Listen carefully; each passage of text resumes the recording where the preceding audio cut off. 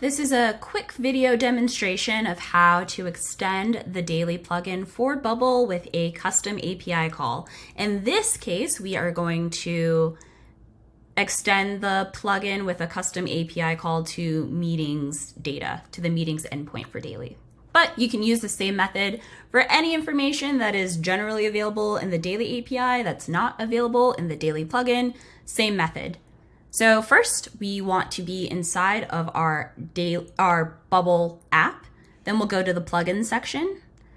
From the plugin section, we'll want to make sure we have the API connector. If we don't have the API connector, we can add it in plugins, API connector. If it's not installed, you'll click install here.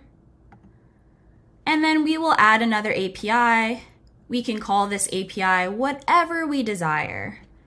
So meeting API is what I'll call it. For the authentication method here, we'll make it a private key and header. We've got this authorization. And then we will add our API key and we'll make sure that we have bearer in front. So I already did that. Bearer in front. The API key, you're going to grab it from your daily dashboard. Then on to making the API call. We can call this whatever we desire. I'll call it meeting info.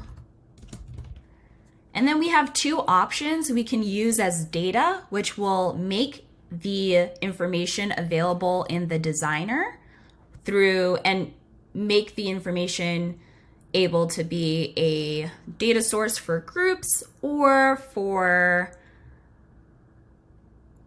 repeating groups. So if you want it as a data source, use as data. I'm going to do use as action, which is going to be available as a workflow. And then you can display the data however you would like.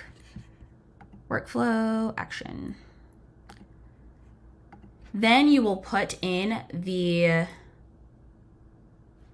API endpoint and this is all in the daily reference docs. And so if there's something that you want to explore, one of these endpoints you're trying to use, you'll use the reference docs to find out what is generally available in daily that's not available in the plugin. The plugin is a small subset of all the capabilities that daily as an API and as a company has.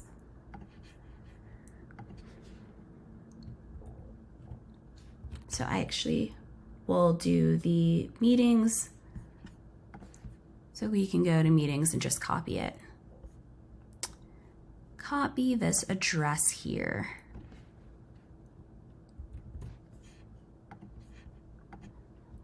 And, didn't copy.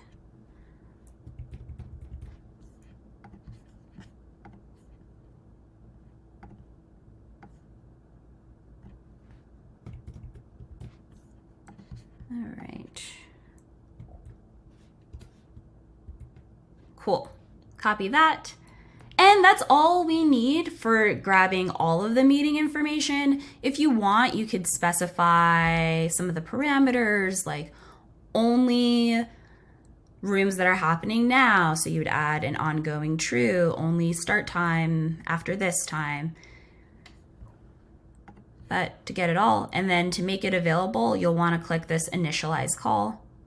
Initialize call, it works. I've got a ton of meeting sessions and I can get information of like the username in the meeting session, how many participants, how long has it been ongoing, the duration. This join time and start time, they are Unix timestamps. And so to convert it to another time, you'll need to keep that in mind. So to keep it so that it's not considering time zones or any of that, it's all Unix timestamps. So you'll want to convert those if you want to use them in any way.